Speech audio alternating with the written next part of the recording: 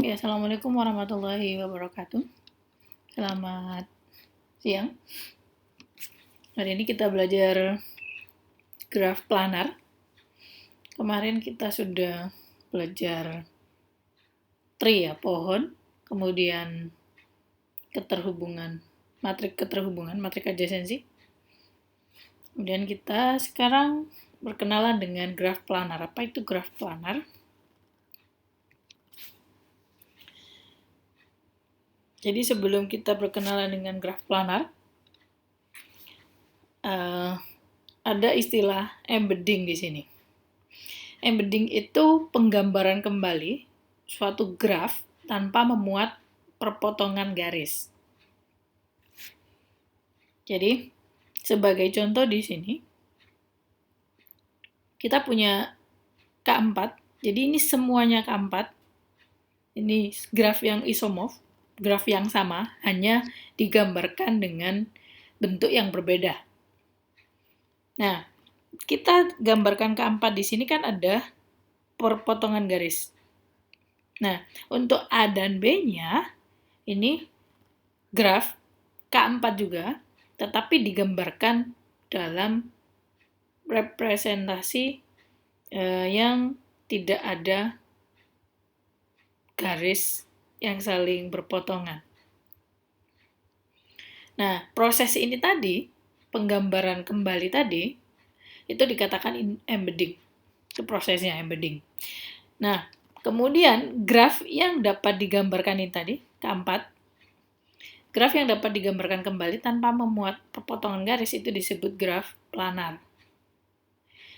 Kemudian, hasil gambarnya yang sudah tidak memuat perpotongan garis atau sisi itu kita sebut graf bidang. Jadi bedakan di sini. Kalau graf planar itu graf yang bisa digambarkan ulang atau graf yang bisa dilakukan embedding. Embedding itu prosesnya. Graf bidang itu hasil grafnya setelah kita gambar ulang. Jadi A dan B ini kita sebut graf bidang. K4-nya kita sebut graf planar.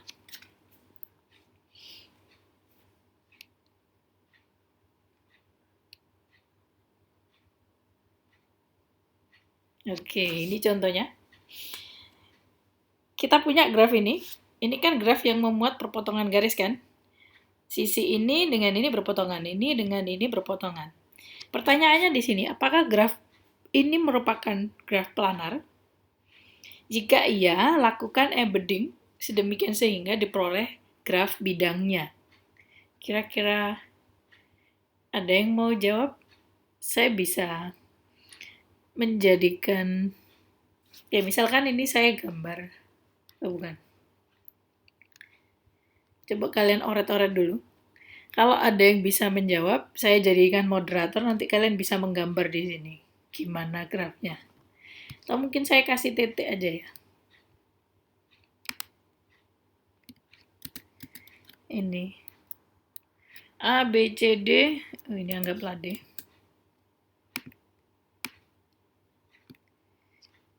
Ini C. Gak cukup. Misalkan dibuat segi 8, Bu. Yang seperti apa?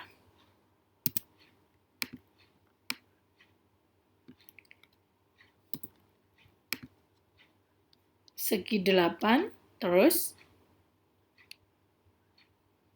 mau nyoba gambar? Bisa nggak kalian mengoperasikan di sini?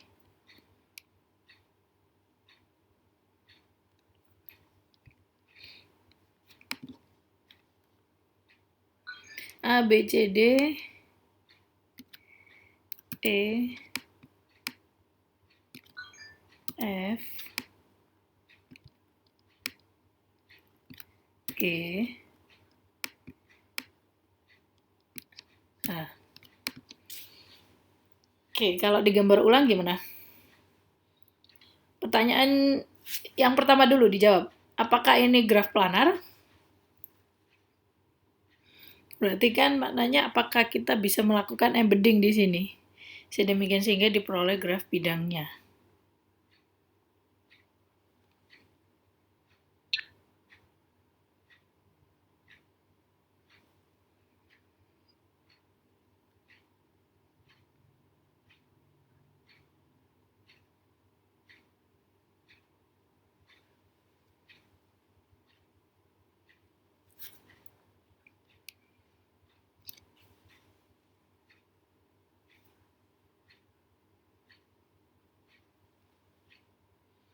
Oh, Jabar tadi nggak jadi jawab. Tadi sudah typing kok, batal.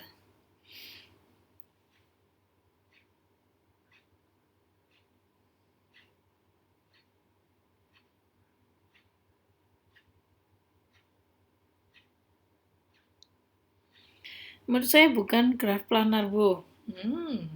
Ada jawaban lain? Bocorannya ini termasuk graf planar. Jadi sekarang tugas kalian lakukan embeddingnya. Jadi grafnya nanti diperoleh graf yang seperti apa. Jadi bisa digambar ulang demikian sehingga sisinya tidak berpotongan.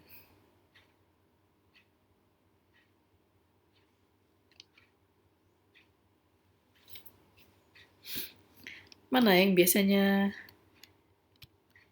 jawab itu? Siapa sih? Lupa saya namanya. Riyadil Jinan.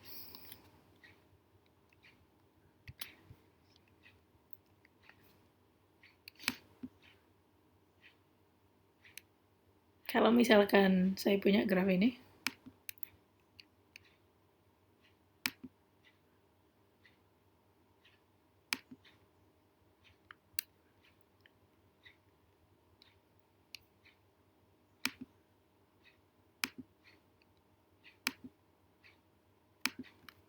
oke.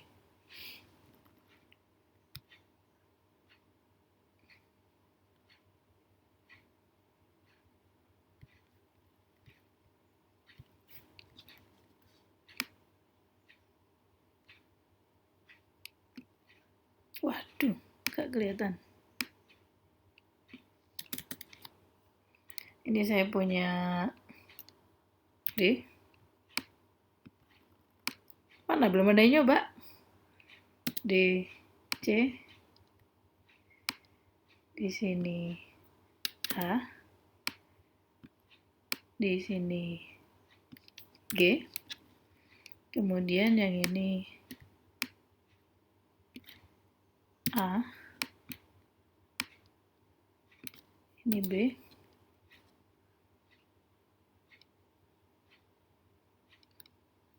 Di sini F. Yang ini it's A. Ini kan kalau kalian bayangkan kan kayak kubus. Ini saya mau buat, ini seolah-olah yang kotak depan ini saya persempit, saya perkecil. Sedemikian sehingga dia di dalamnya si persegi ini. Oke, mana typing?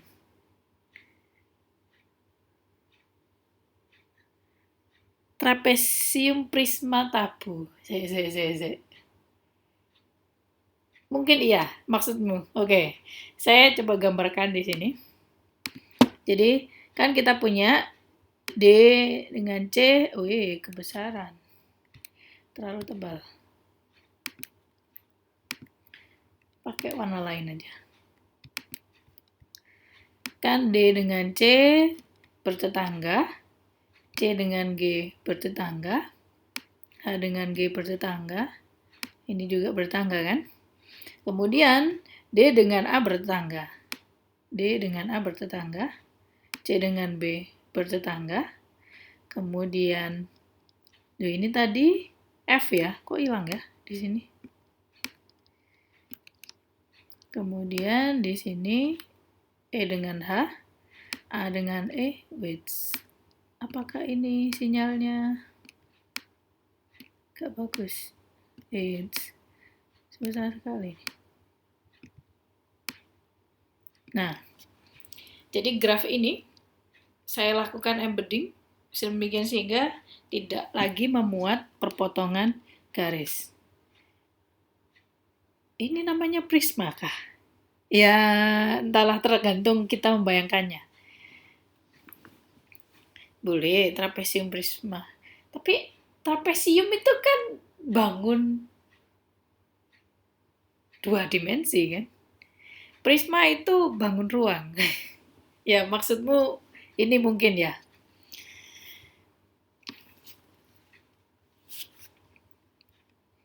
Oke, jadi ini jawabannya dia merupakan graf planar karena bisa dilakukan embedding.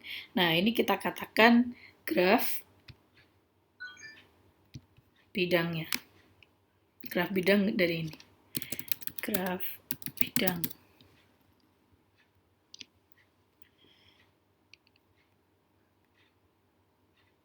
Nah, yang ini kita sebut graf planar.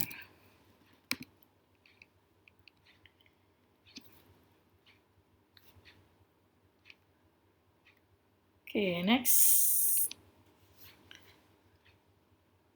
Kalau kita berhubungan dengan graf bidang di sini. Jadi, di sini perhatikan, ini kasus ini kita punya graf bidang. Misalkan G adalah graf bidang, maka kita punya region di sini, atau daerah. Daerah tertutup dari bidang yang dibatasi titik dan garis dari graf G, graf bidang tadi, disebut region. Nah, titik dan garis yang insiden dengan region R tadi membentuk subgraf dari graf G, disebut batas atau boundary dari si region R. Daerah tak terbatas yang dimiliki graf bidang disebut exterior region. Kalau kalian perhatikan di sini, graf G dan H, graf G itu punya 3 region. Ini R1, daerah 1, ini daerah 2, ini daerah 3.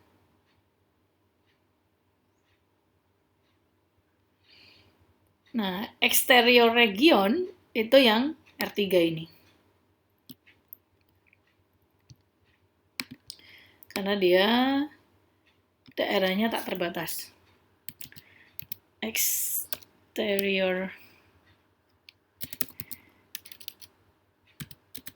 region. R3-nya. Kalau yang H, kita hanya punya satu region saja, yaitu hanya exterior region saja. Tidak ada daerah yang tertutup di sini, interior. Jadi saya ulangi lagi, kalau region, kita punyanya graf bidang. Jadi dia sudah berbentuk graf bidang, artinya grafnya sudah tidak memuat perpotongan garis lagi. Kalau kalian perhatikan di sini tadi, balik. Di sini regionnya kan ada berapa ini? 1, 2, 3, 4, 5, 6. Nah, tapi kalau kalian lihat di graf planarnya, tidak tahu. Maksudnya si regionnya pasti banyak di sini. Ya, gampangannya di sini kalian seolah-olah nanti melihat ini region tersendiri. Ini region tersendiri. Padahal ya enggak gitu. Jadi, kalau kita mencari suatu region berarti dia sudah berbentuk graf bidang, sudah tidak memuat perpotongan garis lagi.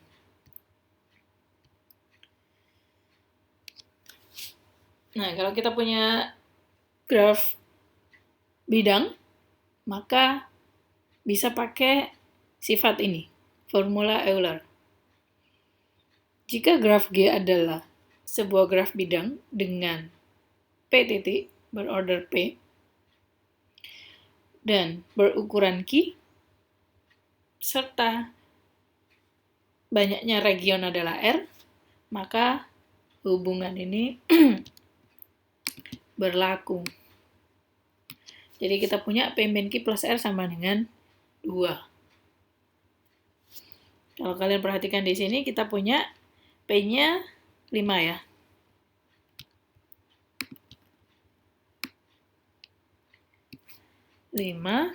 Kemudian sisinya ukurannya ada 1, 2, 3, 6 ya.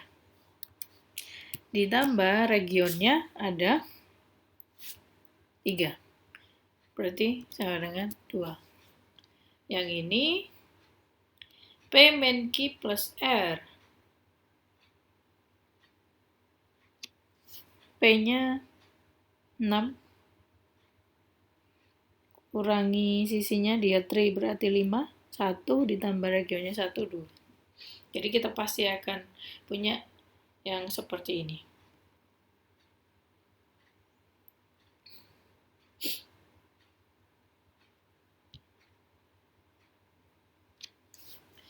Graf planar maksimal. Apa itu graf planar maksimal? Graf planar G dikatakan graf planar maksimal jika untuk setiap pasangan dua titik yang tidak bertetangga atau yang tidak terhubung di graf planar G tadi, maka graf G ditambah sisi tadi, sisi yang baru tadi, garis yang baru ini, dia tidak lagi menjadi planar. Sebagai contoh, ini graf pertama dan kedua. Misalkan saya tulis di sini, ini graf G.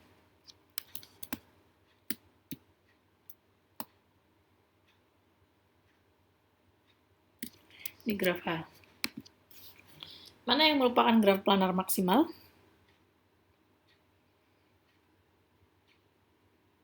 Ini typing. Duh. Kok batal?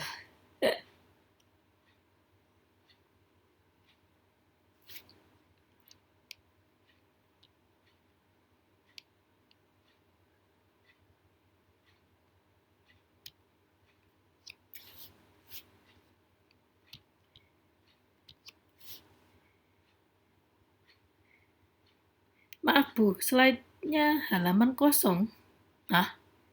Oh berarti koneksimu itu.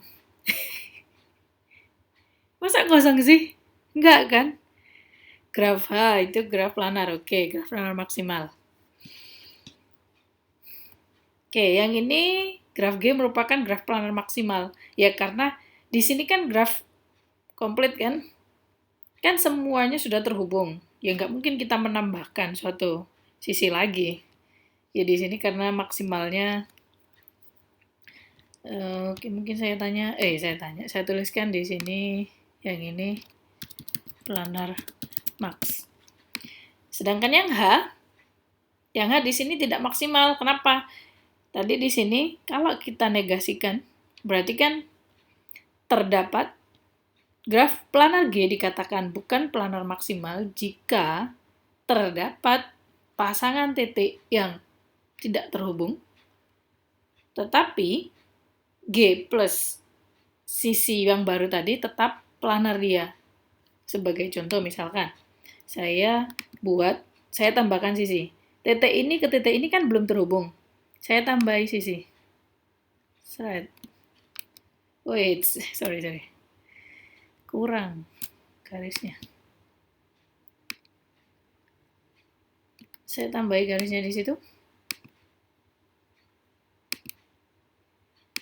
Oke, setelah saya tambahi satu sisi ini, apakah H itu sudah menjadi graf planar maksimal? Maknanya berarti, apakah ketika kita menambahi sisi lagi yang menghubungkan dua titik baru, dua titik yang ada di sini yang belum terhubung, apakah dia masih graf planar?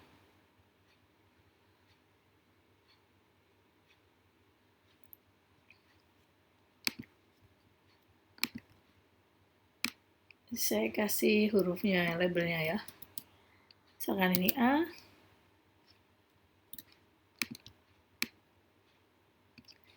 ini B, ini C, ini D, E, ini F, kemudian yang ini G, yang ini H. Waduh, nggak kelihatan. Ini G.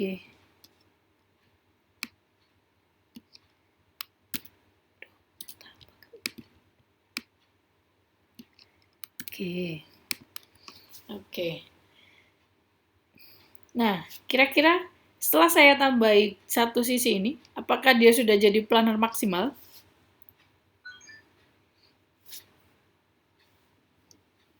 Apakah ini sinyal?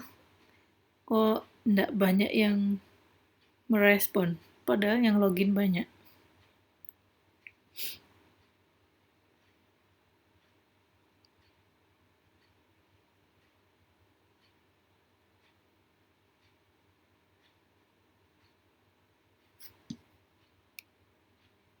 Belum planar maksimal. Oke. Kalau belum planar maksimal, kita tambahi sisi mana lagi? DF. DF, oke. Terus, ini belum planar maksimal ya. Terus, mana lagi?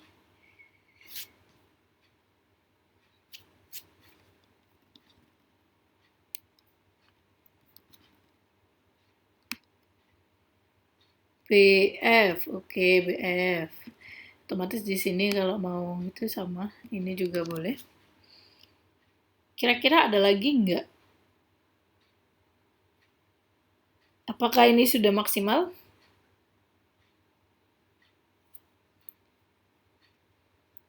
HE, oke, HE. Terus, AC, sip. Jadi kita punya sisi di sini. Nah, jadi kita punya sisi yang di sini, AC. DG, DG. Gak bisa dong. Kalau sudah ada DG di sini ditambah AE, nanti jadi nggak planar lagi karena berpotongan kan? Kalau kita ambil DG di sini, jadi pilih salah satu. Kalau nggak AE ya DG satu saja. AD. AD kan sudah terhubung ini. DH. D dengan H. Dari mana lewatnya D dengan H? Kalau kamu menghubungkan D dengan H, pasti akan memotong sisi yang lainnya. Ya kan? Jadi ini planar maksimal.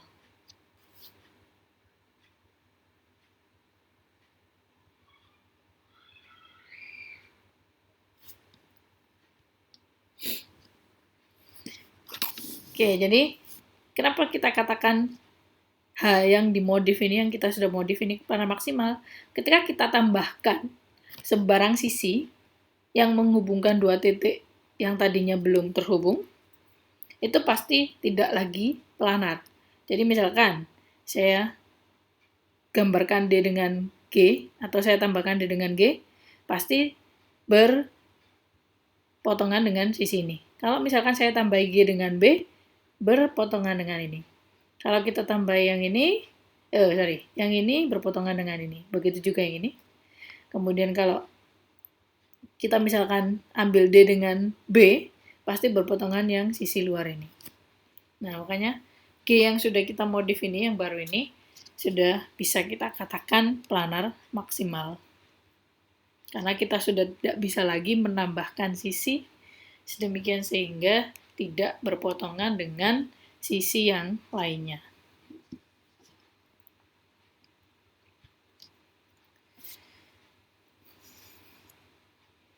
Ini sifat yang lainnya. Jika kita punya graf G, suatu graf planar maksimal P, Q dengan P-nya sama dengan lebih besar sama dengan 3, jadi titiknya minimal 3, maka Q sama dengan 3P min 6. Coba kita cek aja ya yang tadi. 3P min 6. Jadi kalau kita punya, karena ini untuk graf planar maksimal, sehingga graf planar itu pasti Q-nya kurang dari atau sama dengan 3P min 6. Ya, karena ini maksimal, berarti dia berlaku sih sama dengannya itu, batas atasnya.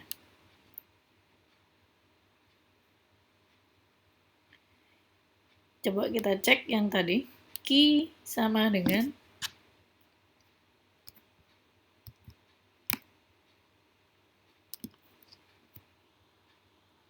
Q sama dengan 3P min 6. Kalau G yang ini, berarti kan titiknya 4 ya. 12 kurangin 6, sisinya ada 6. Nah, kalau yang ini, titiknya ada 8 kan ya. 8 kali 3, 24. 24 kurangi 6, 18. Apakah benar ini sisinya 18?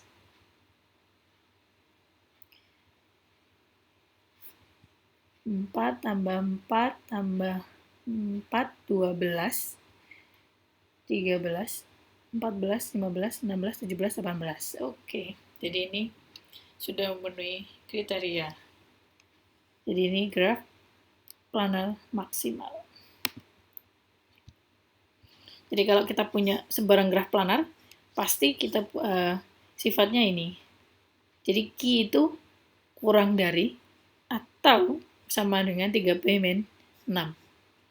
Kalau kita sudah mencapai sama dengan berarti yaitu kita dapatkan graf planar maksimal. Setiap graf planar maksimal memuat sebuah titik yang berderajat 5 atau kurang. Di sini sifatnya hanya satu arah ya. Jika maka, jadi jangan dibalik.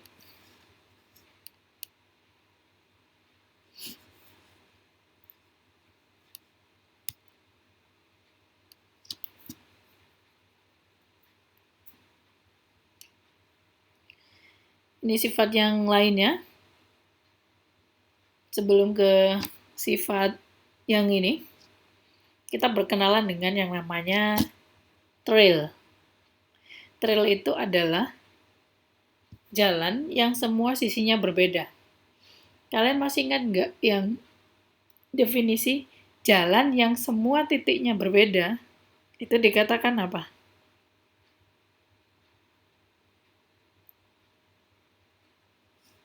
Mana ini? Gak ada yang nyaut.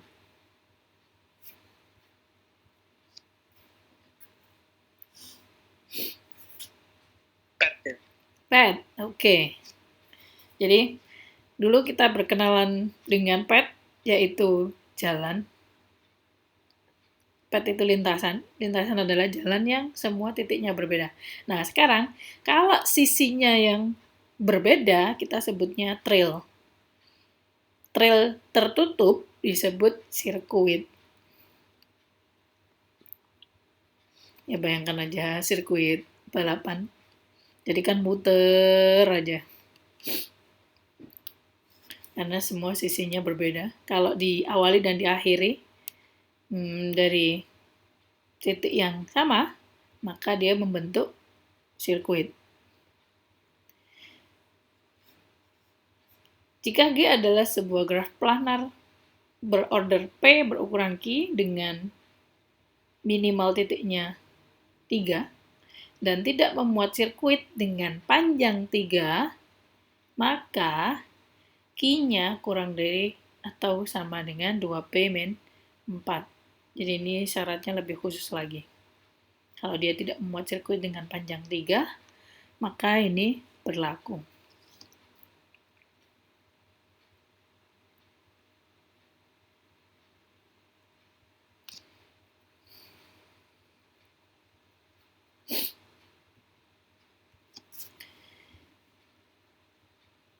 Ya, berikutnya ini ada sifat khusus, sifat non-planar. Bukan sifat sih. Ya, sifat dari graf khusus. Graf K5 dengan graf bipartit lengkap. Itu dia merupakan graf non-planar. Ya, sebagai contoh, kita punya K5. K5 itu ini. Kalau kalian terbiasa menggambarkan graf itu segi 5 gitu ya. Segi 5 itu berarti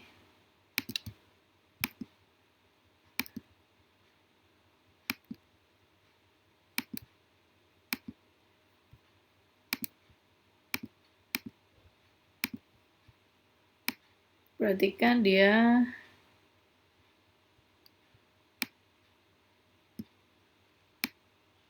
empat reguler ya.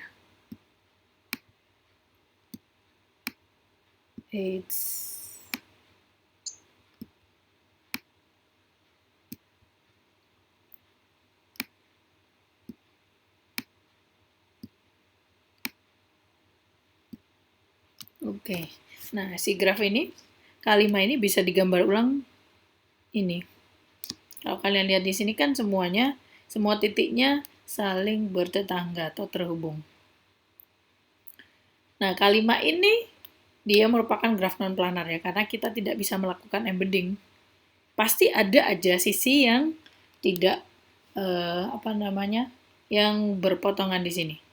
Kalau misalkan ini diubah keluar, ditarik keluar, ini kan tetap berpotongan. Jadi K5 ini kalau dihapus satu sisi, dia bisa jadi graf non-planar. Ya, misalkan aja ini yang dihapus.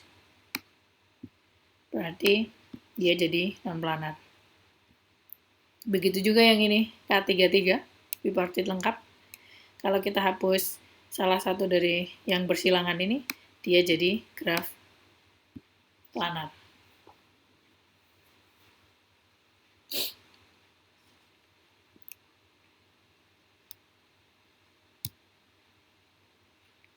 Oh, sudah. Ini sudah saya tempel di diskusi nanti. Atau hari Senin kita bisa bahas itu. Banyak banget latihannya. Saya ambil di buku. Ada pertanyaan sampai sini?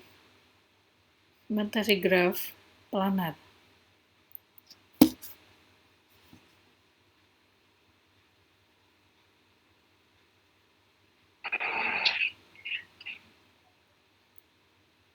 Loh, gak jadi dah. Tuh tadi mau tanya atau...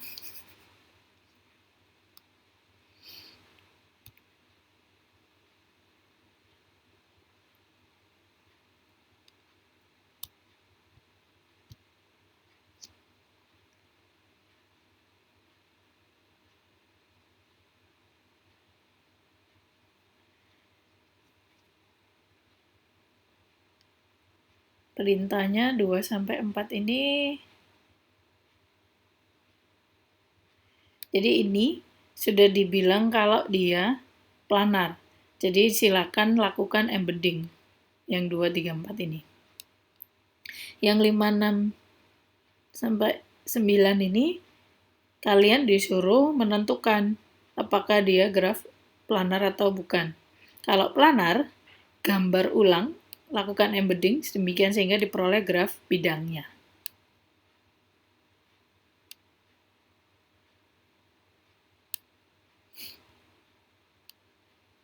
Nanti ini saya kirim juga di grup WhatsApp. Mungkin ada yang kesulitan akses aula.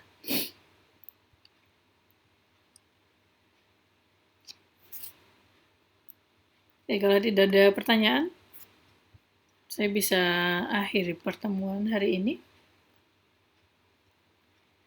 Terima kasih atas perhatiannya. Assalamualaikum warahmatullahi wabarakatuh. Waalaikumsalam warahmatullahi wabarakatuh. Siap.